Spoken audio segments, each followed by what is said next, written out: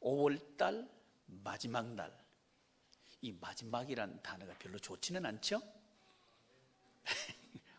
그러나 6월달 시작이 있습니다.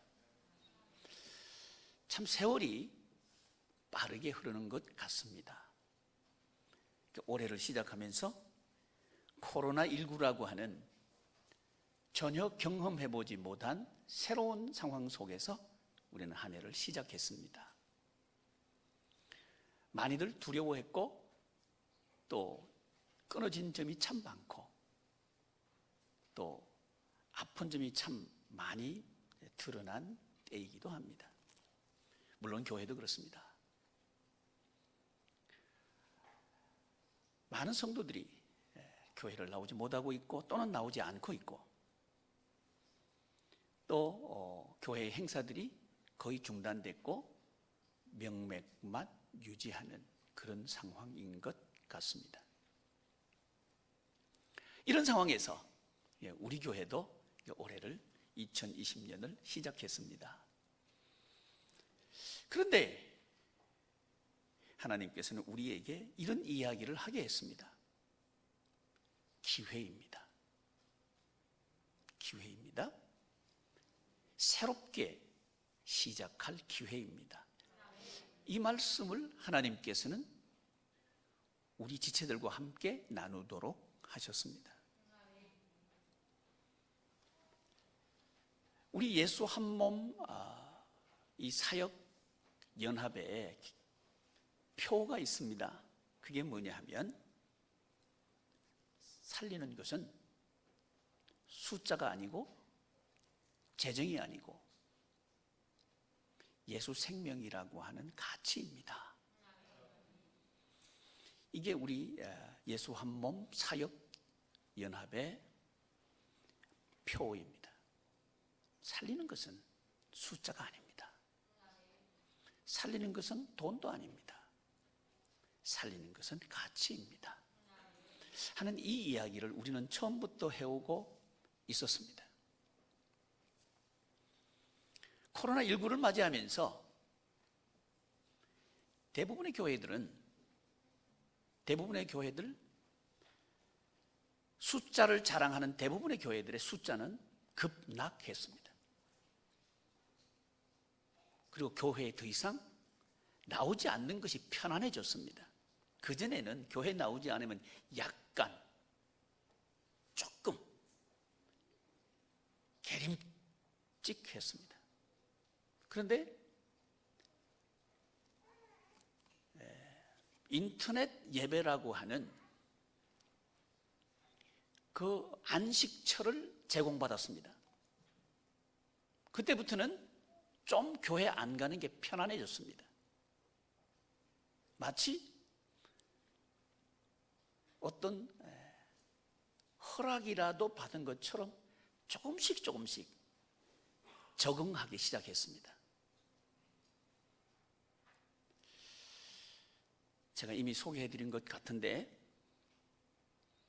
한 3,000명 정도 목회를 하는 목사님이 코로나19를 경험하면서 이런 말을 했다고 합니다.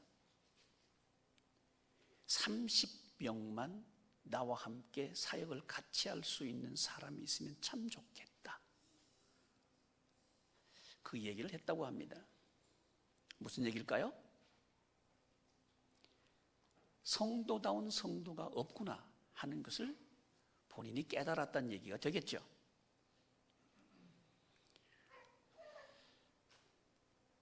교회들마다 큰일 났다, 사역이 중단됐다 이렇게 말할 때 우리 하나님께서는 우리 교회에 오히려 상상도 할 수 없는 큰 일을 확장하고 계셨습니다. 그것은 숫자도 아니었고요, 재정도 아니었습니다. 예수 생명이라고 하는 가치였습니다. 성령님이 오시면, 성령님이 임하시면, 이번 주간의 주제입니다. 성령님이 오시면 무슨 일이 일어날까요? 하는 게 이번 주간에 저와 여러분들이 함께 생각해야 될 주제입니다. 숫자? 이건 세상입니다. 여러분, 저희 교회, 우리 양의문 교회는 가치가 숫자가 아닙니다. 우리의 삶입니다. 어떻게 사느냐가 중요합니다. 여기에 우리 교회의 초점은 있습니다. 어떻게 사느냐, 그 어떻게의 핵심은 하나님의 나라입니다. 하나님의 나라 생활을 하도록 하는 게 교회 존재 이유입니다. 숫자 늘리는 게 아니에요. 저도 여러분들도, 여러분, 교회가 가정이 교회인데 가정이 왜 있느냐? 천국 생활하기 위해서 가정이 있는 겁니다. 먹고 살기 위해서 가정이 있는 게 아닙니다. 좀 더 많은 돈을 모으고 좀 더 편안한 안락한 생활을 영위하기 위해서 가정을 꾸리는 게 아니라는 겁니다. 가정을 살리는 것은 돈이 아닙니다. 아파트 평수도 아닙니다. 가치입니다. 예수 생명이라고 하는 가치입니다. 이 가치가 공유될 때 가정은 천국 생활을 할 수 있습니다.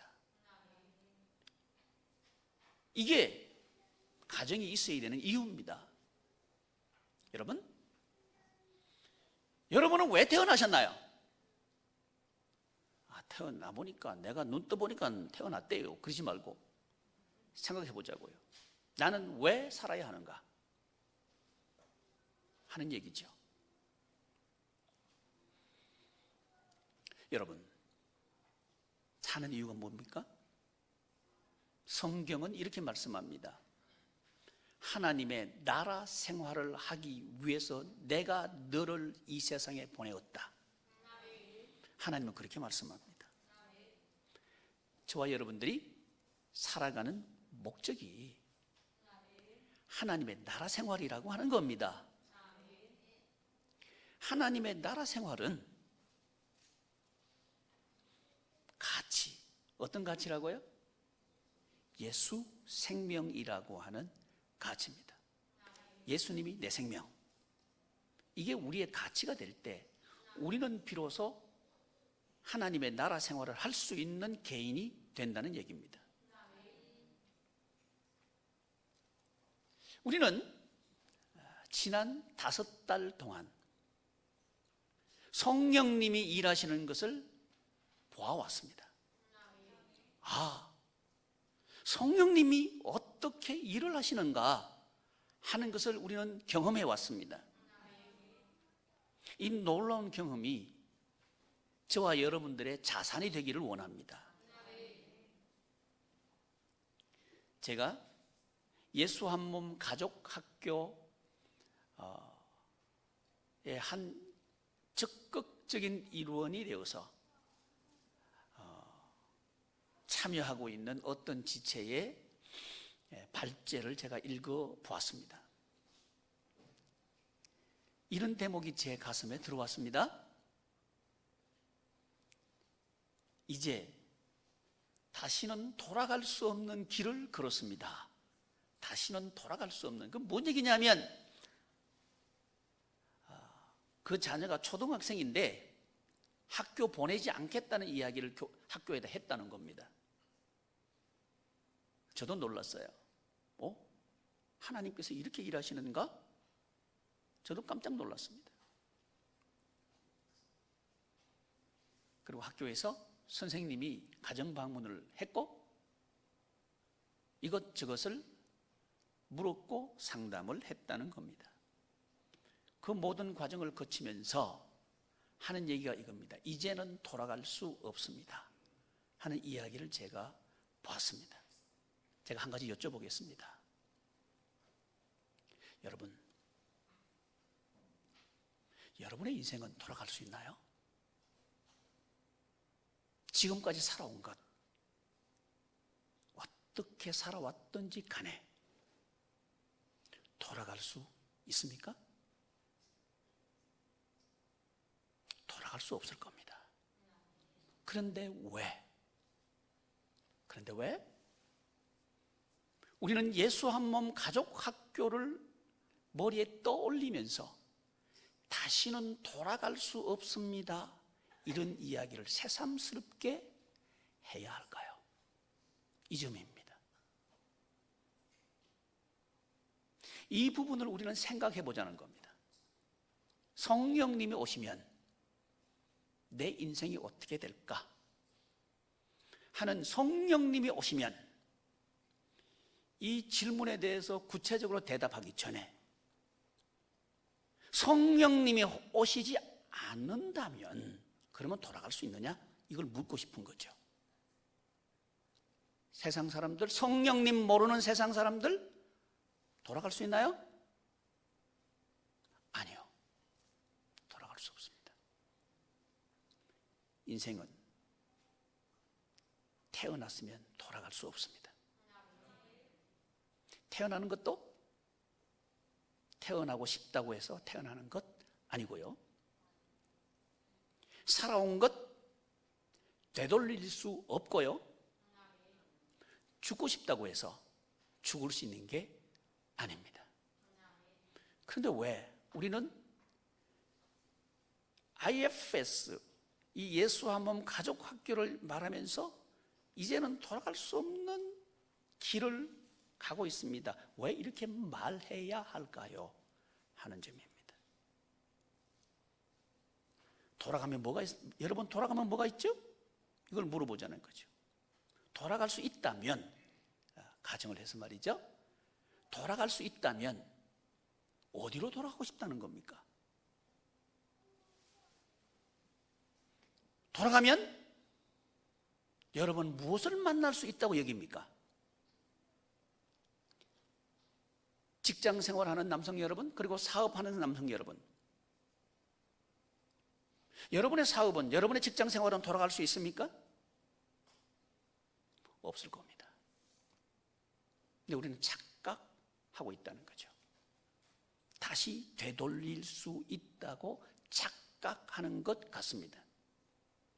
되돌릴 수 없음에도 불구하고 그렇게 생각하는 거죠.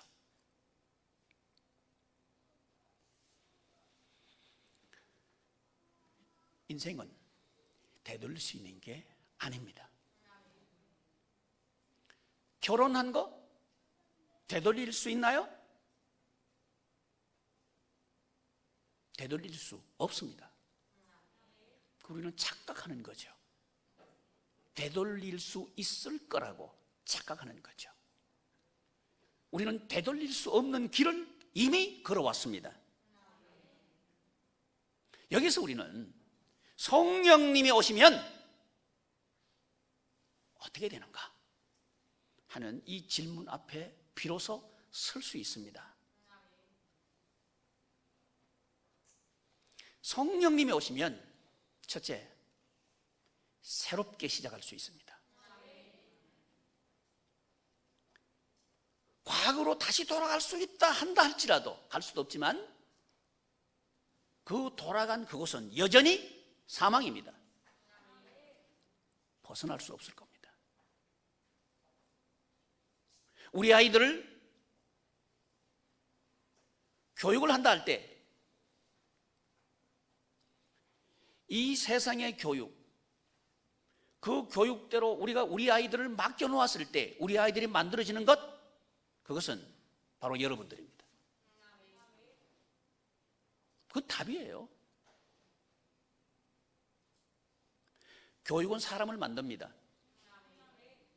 사람의 생각을 규격화합니다. 교육은 굉장히 중요합니다.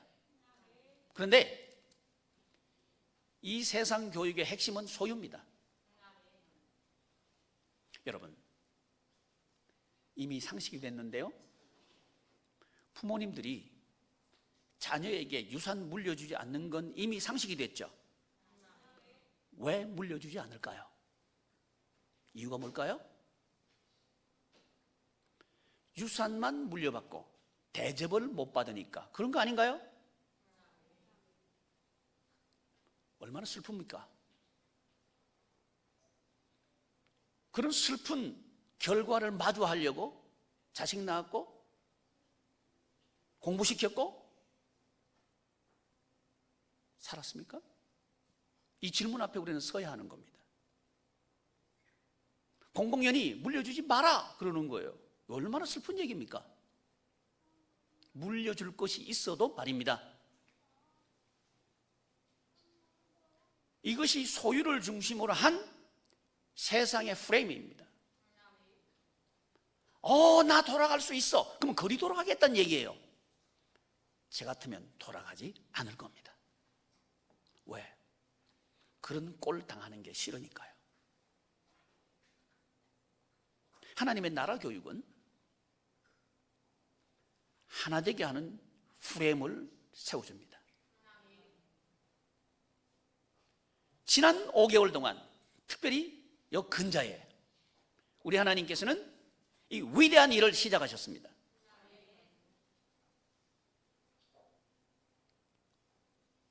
꿈꾸게 하셨고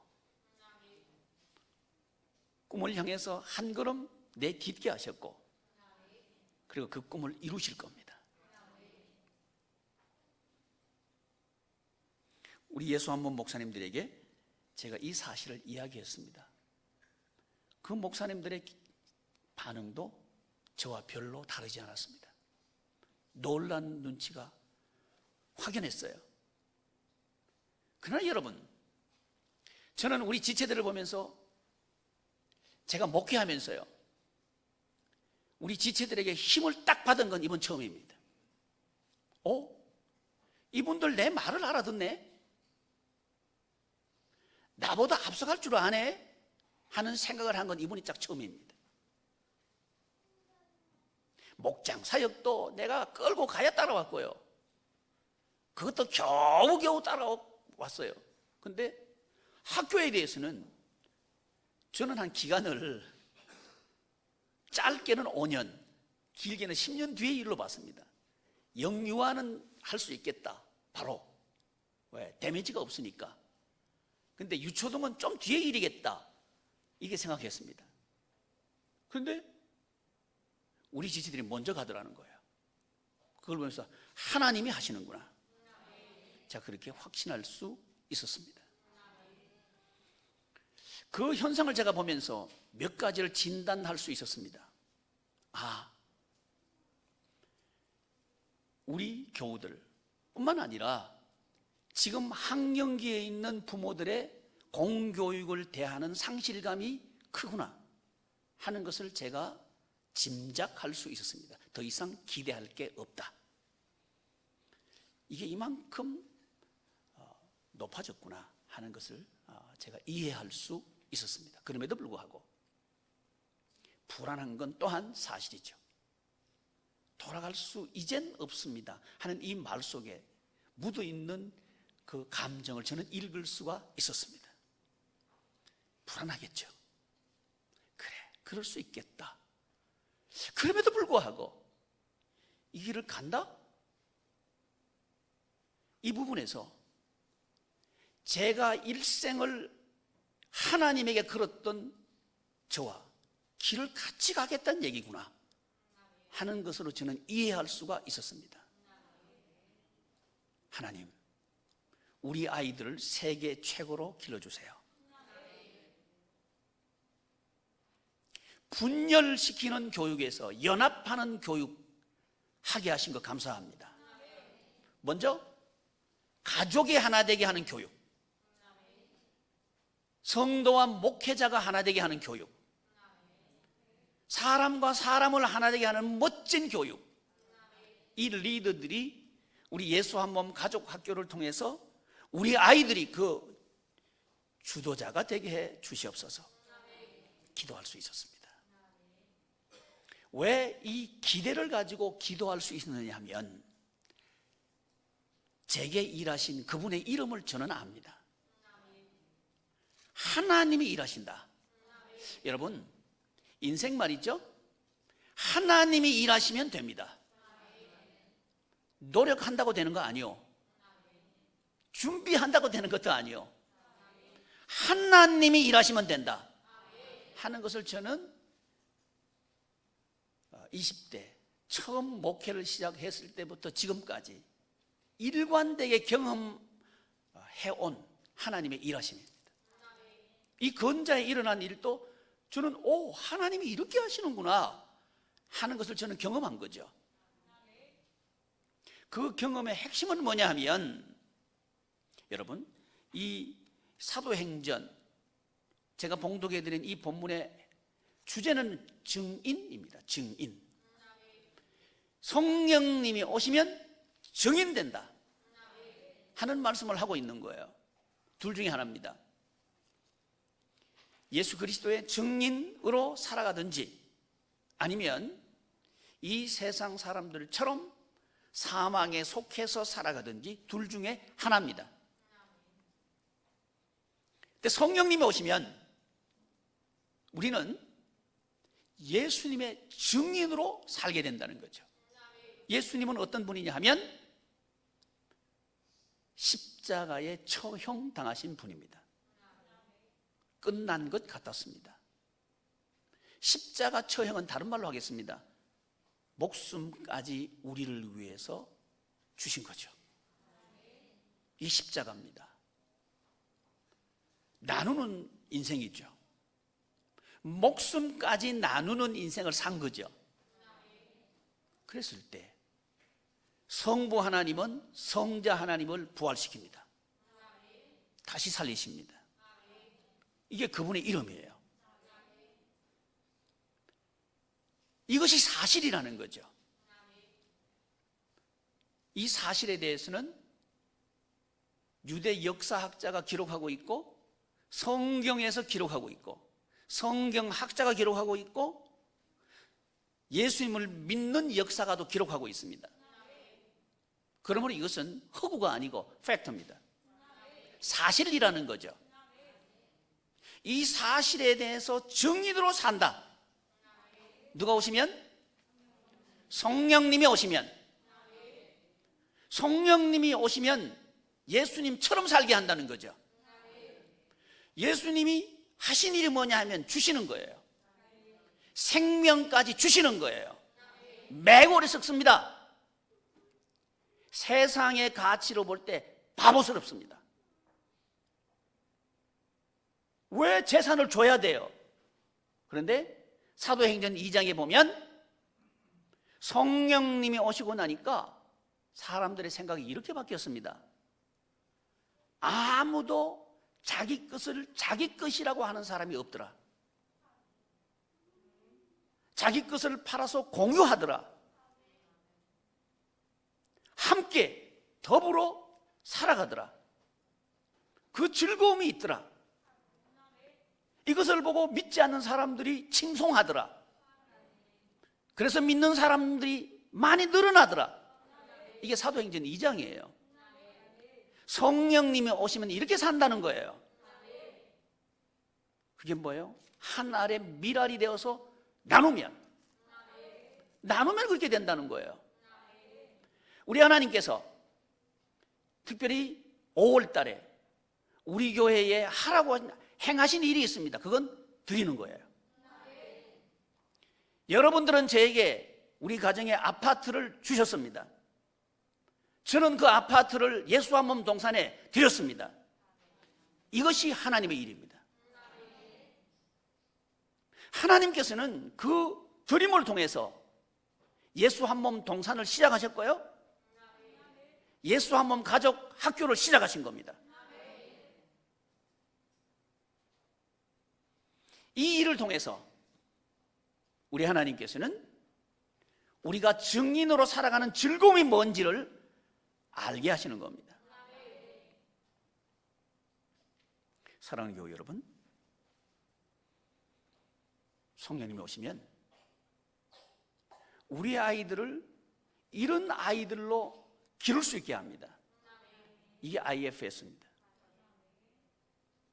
부모는 자녀를 위해서 모든 것을 아낌없이 줄 수 있고, 자녀는 부모님을 위해서 모든 것을 아낌없이 공경할 수 있는 사회, 그런 가정, 그런 교회를 만드는 것, 이게 증인입니다.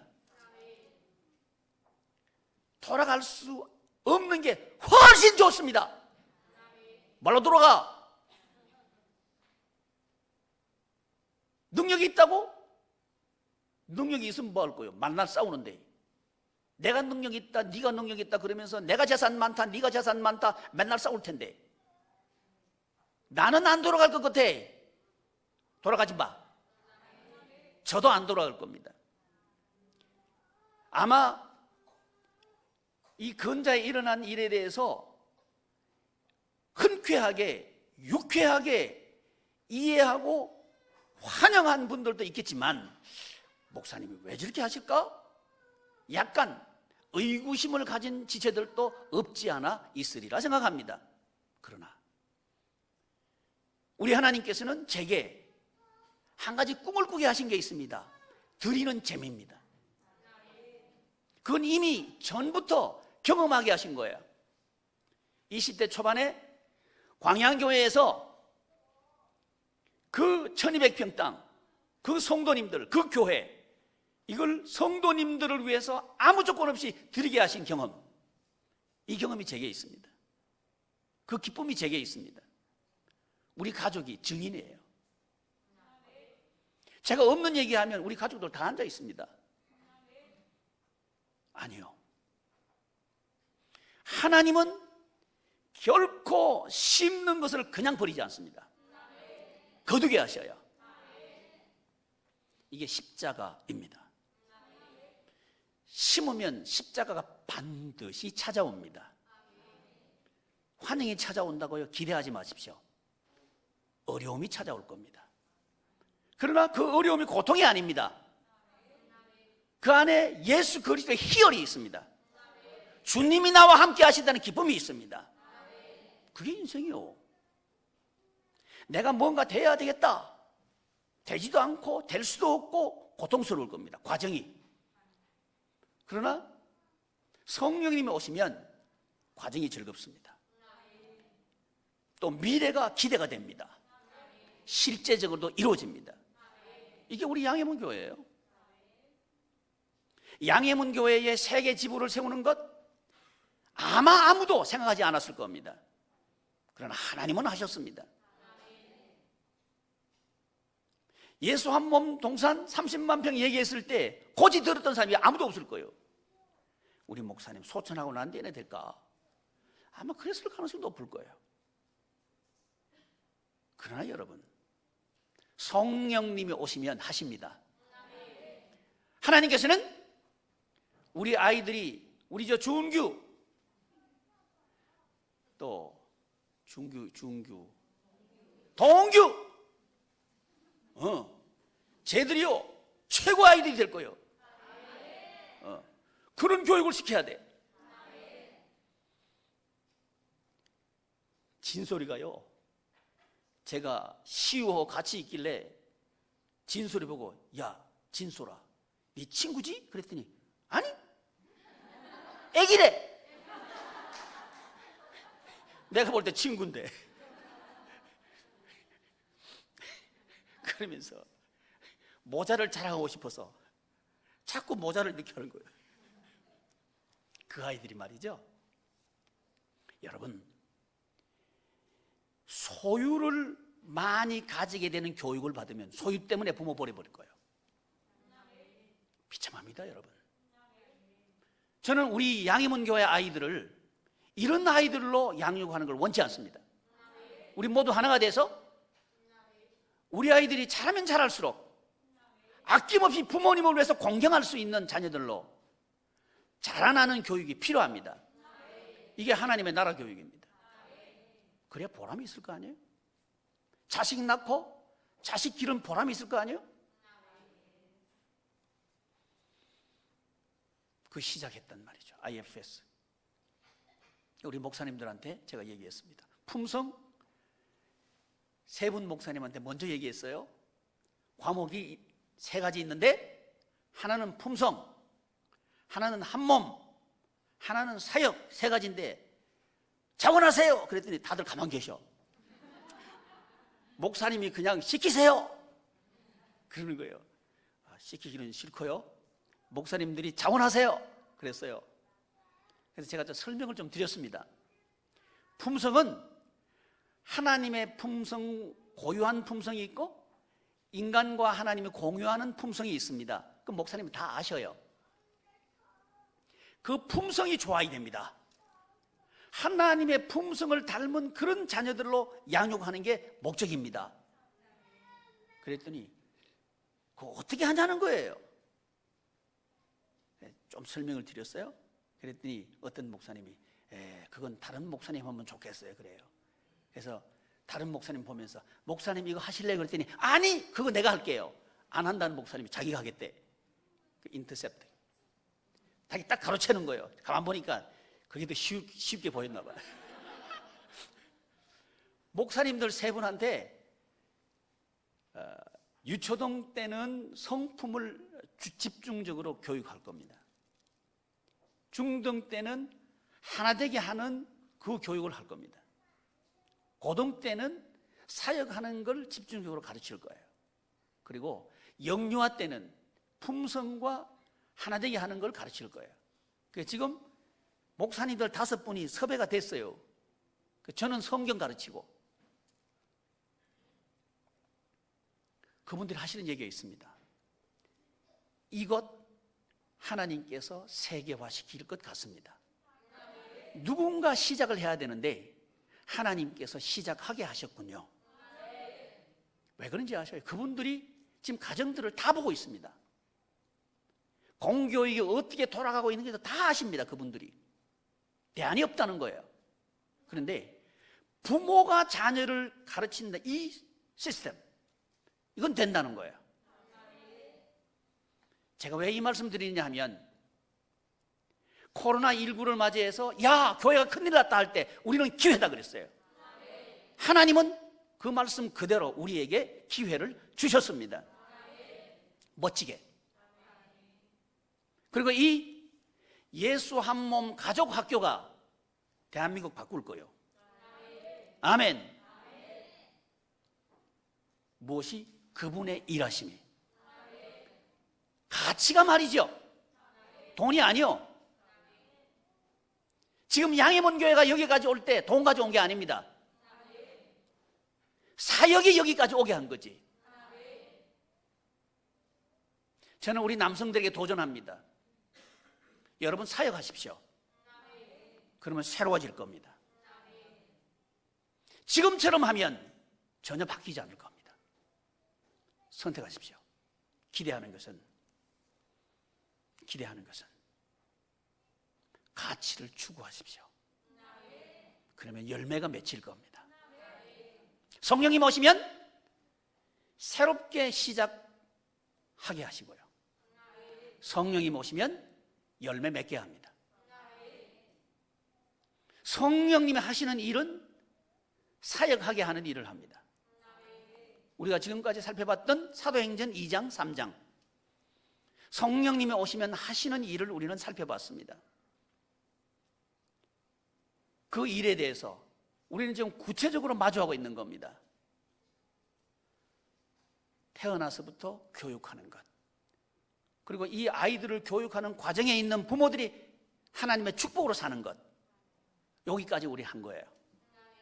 이제 앞으로 할 게 하나 남았습니다. 그건 뭐냐 하면 노년기에 천국 생활을 하도록 하는 것, 이게 남아 있습니다. 이것 하나님이 시작하게 하실 거예요. 무엇이? 그분의 일하심이. 꿈꾸고 기대합시다. 그분의 일하심을 기대하고 그분의 일하심을 따라가는 것을 즐거워하고 자발적으로 적극적으로 능동적으로 이 일을 하는 것을 좋아하는 저와 여러분들 되기를 바랍니다. 이것이 증인입니다. 가만히 있어도 세월은 갑니다. 제가 어젠가 그젠가 말씀을 드렸는데 6년 전에 갔던 한의사 그분이 보니까 그때는요 멋쟁이였어요. 여름이었는데 그 외에 그 한산못이 있죠. 한산못인가? 한산못이 맞아요? 못이 있잖아요. 시원한 거 이게 이렇게 한 거 그거 하고 부채 자기가 이거 하면서 그런 그 한의사였어요. 그래서 이분이 한의사인가 뭔가 그랬어요. 근데 그 멋쟁이가요 6년 뒤에 가보니까 할아버지가 돼 있어요. 포스터를 봤는데 그냥 사람이 머리가 다 백발이야 백발이 돼 있고 그냥 그렇게 돼 있어. 이상하다. 이 사진을 뽀샵했나? 사진을 어떻게 조작했나? 그 정도예요. 실물을 보니까 진짜 맞아요. 근데 저는 제가 그렇게 된 건 몰라요. 세월이 간다는 얘기입니다. 여러분, 우리의 세월이 벌써 2020년이 5달이 지났습니다. 성령 하나님이 오셔가지고 멋지게 일하시고 계십니다. 앞으로 5년도 그렇게 갈 겁니다. 우리 스스로를 보면서 그래 5년 잘 살았어 이만하면 됐어 이렇게 스스로도 칭찬할 수 있는 후회하지 않는 그런 일을 하면서 살면 참 좋겠습니다. 그게 증인입니다. 예수와 몸 동산 구체적으로 만들어 가시고요 꿈꾸시고요 예수와 몸 가족 학교 구체적으로 만들어 가시고요 꿈꾸시기를 바랍니다. 한번 기도하겠습니다. 존귀하신 하나님 참 고맙습니다.